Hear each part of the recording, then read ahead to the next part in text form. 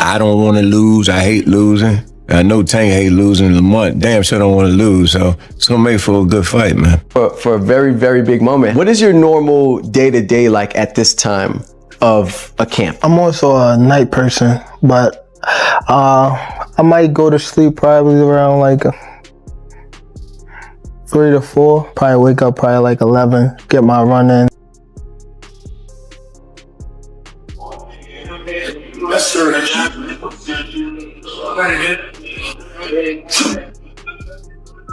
As Tank Davis prepares for his March 1st showdown against Lamont Roach, training camp is all about intensity and focus.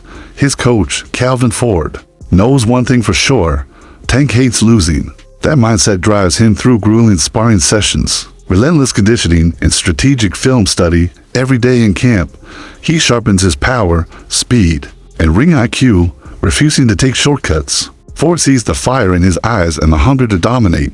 With fight night approaching, Tank is locked in, determined to prove once again why he's one of the most electrifying fighters in the sport. Asterisk. I seen it. Better be ready, fam.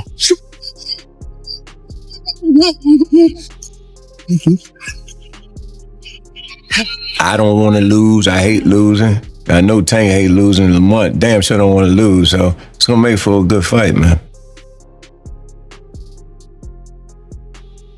Tank Davis's pad work is all about speed, power, and precision. Every session is high intensity, with non-stop movement and explosive combinations. The sound of his punches smacking the mitts echoes through the gym as he throws rapid-fire hooks, uppercuts, and counters with pinpoint accuracy.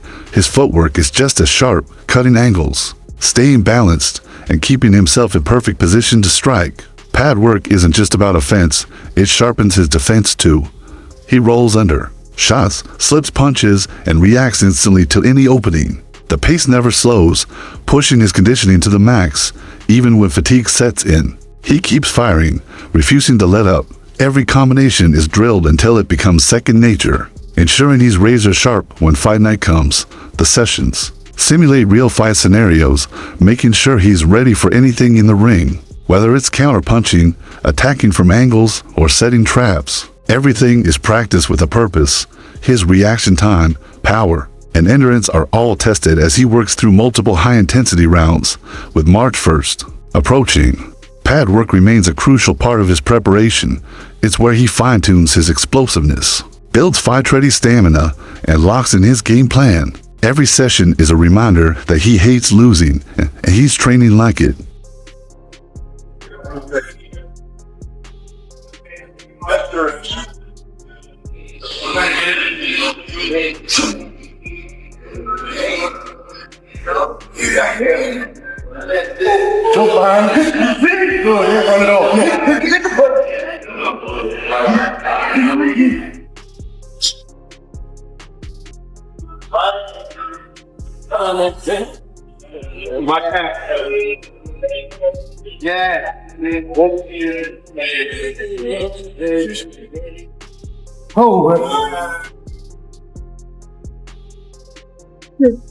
Tank Davis is pushing his body to the limit in training camp for his fight against Lamont Roach Jr.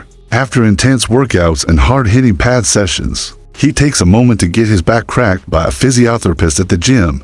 The adjustment helps relieve tension and keeps his body in peak condition as he trains at full intensity. With non-stop sparring, strength training, and explosive drills, recovery is just as important as the work itself, and this session is proof of how hard he's preparing. Every detail matters as he sharpens his power, speed, and endurance for fight night. All right, Tank, lean back for me. Deep breath in, out all the way. Oh, good. There you go. Yes, sir. Tank Davis has revealed that his training schedule isn't always fixed. Sometimes he runs in the morning, but other times he prefers to do his running at night. For him, it all depends on what feels right and best fits his preparation. Unlike many fighters who stick to strict morning runs, Tank listens to his body and adjusts accordingly. I don't always run in the morning. Sometimes I run at night. He shared, explaining that his training isn't locked into one specific routine. Some days, early morning work makes sense, while on others, he feels stronger running in the evening. His training doesn't stop at just running either. He also puts in hard sessions at night, whether it's in the gym or at home, due to certain limitations. He can't always go outside to train, so he makes sure to get his work done indoors when necessary, whether it's hitting the treadmill, shadow boxing, or working on strength and conditioning. He stays disciplined no matter where he is. His dedication is evident as he constantly fine-tunes his body and skills to stay sharp in preparation for his fight against Lamont Roach Jr. His flexible training schedule allows him to perform at his best, whether it's morning, night, in the gym, or at home. Tank stays locked in, always putting in the work to ensure he's ready for fight night. Like day one in the camp, I start running probably like, it's different times. I might don't feel like running in the morning. I might run at night. It all depends what fits you. Like, I run in the morning. If I don't, I'll run at night. Train probably like 2 or 3.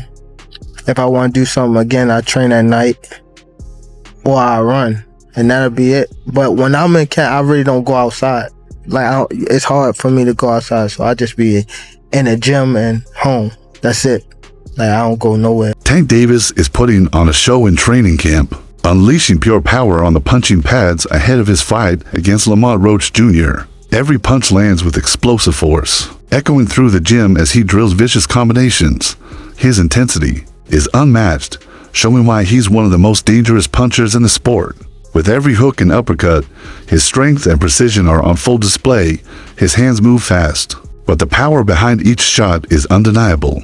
The pads absorb the impact, but the force behind his punches is enough to shake anyone standing in front of him.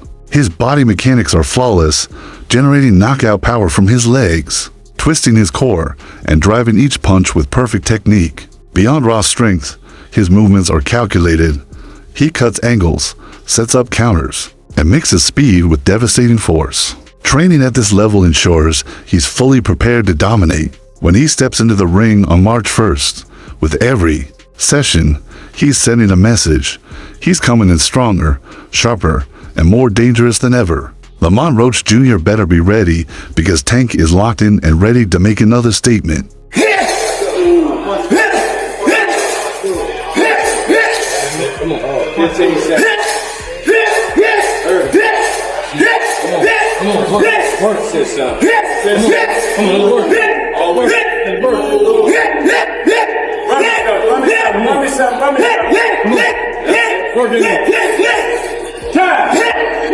Tank Davis has structured his training to match his natural rhythm, preferring late-night workouts over traditional early morning sessions. Recognizing that his body responds best to nighttime training, he starts his day around 11 a.m., ensuring he gets the rest needed to recover from the previous night's intense sessions. Instead of jumping straight into hard training, he eases into his day, focusing on recovery and preparation. After waking up, Tank eats, fuels his body properly, and then takes time to rest again before gearing up for the night. His schedule isn't rigid.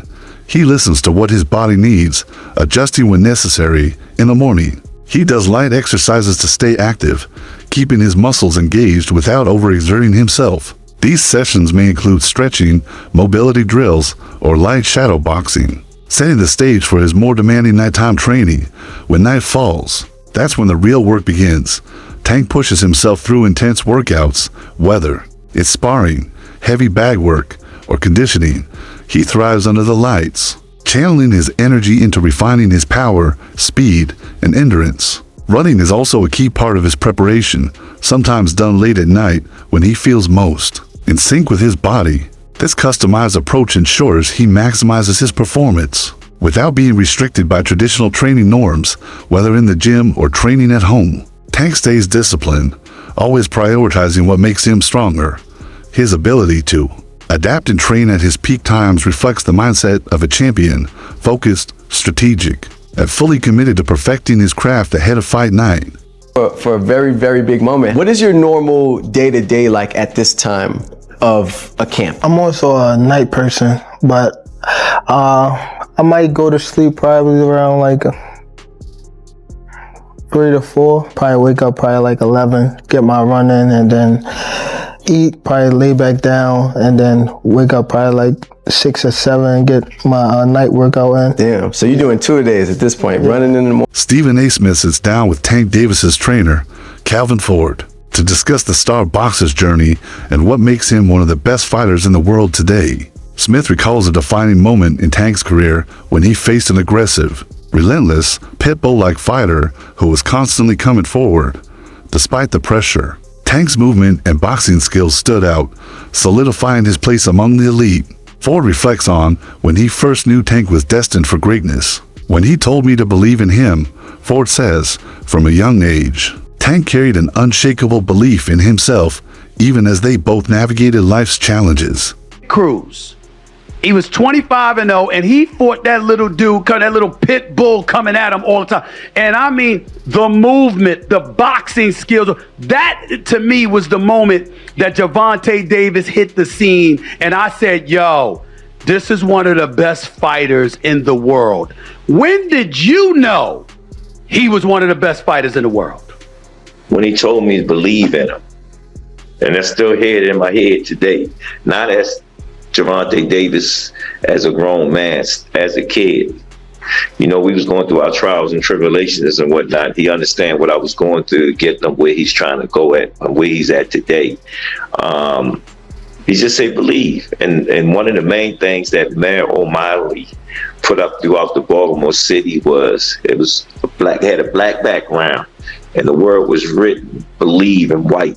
Ford remembers a powerful message that resonated throughout Baltimore. A black background with the word believe written in white. That belief instilled early on has driven Tank to where he is today. Now, Ford sees himself as a passenger, watching as Tank takes full control of his own destiny.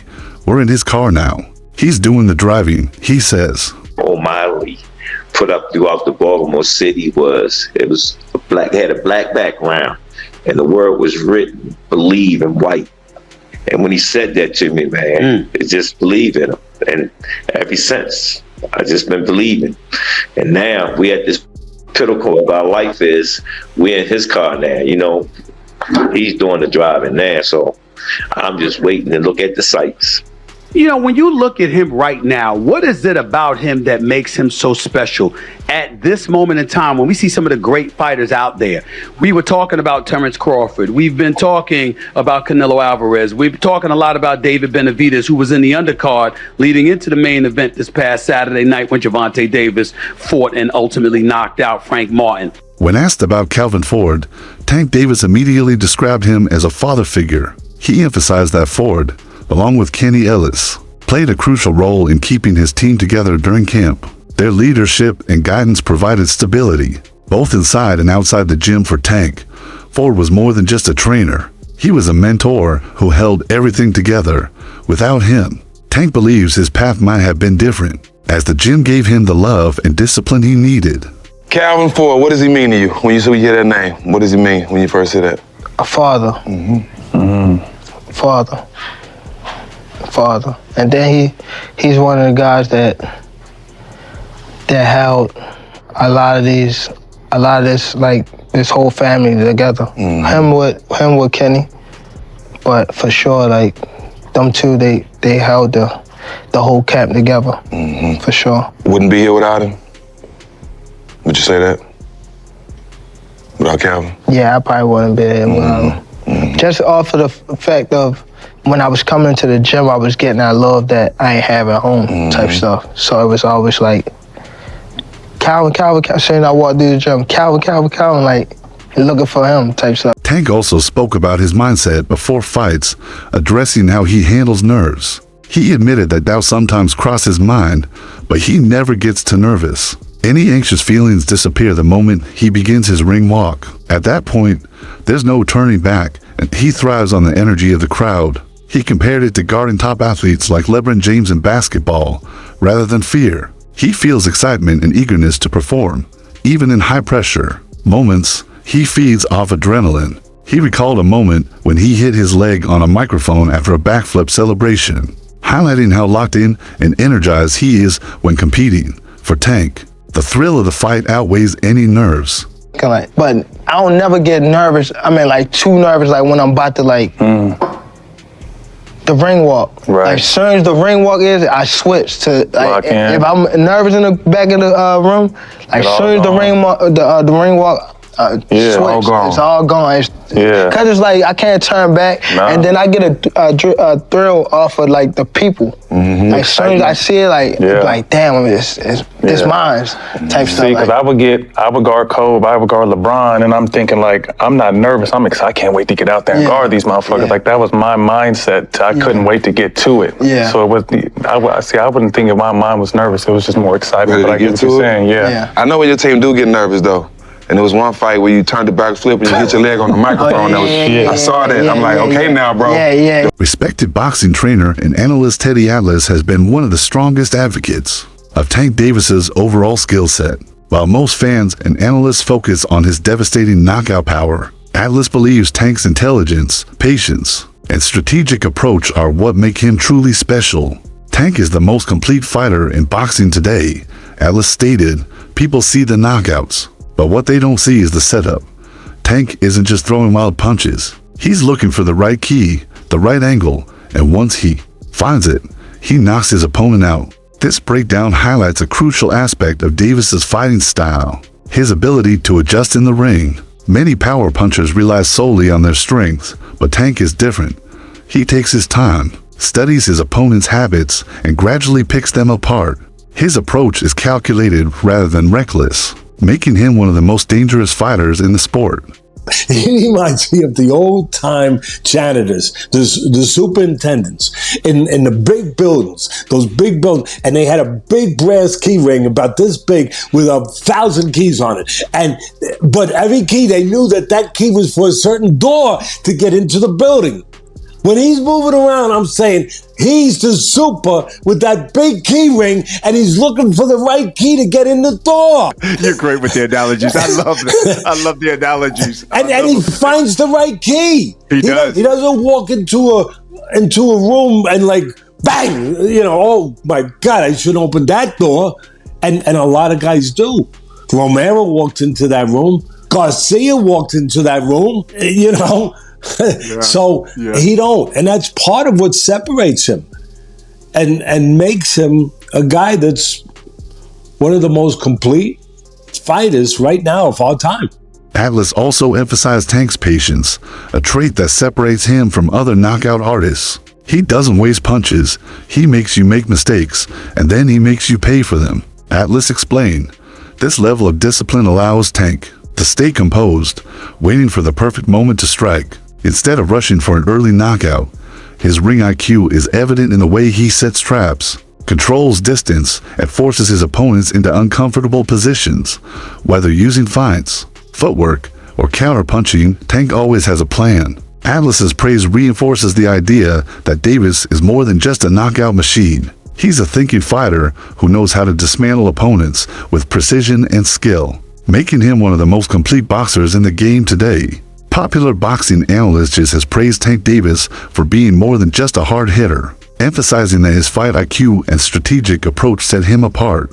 While some may focus on Tank's size, Chauvez argues that his intelligence and precision are what make him a legend.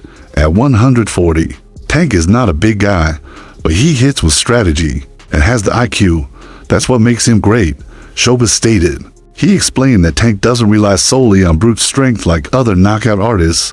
Instead, he breaks opponents down systematically, setting traps and creating openings before landing devastating shots.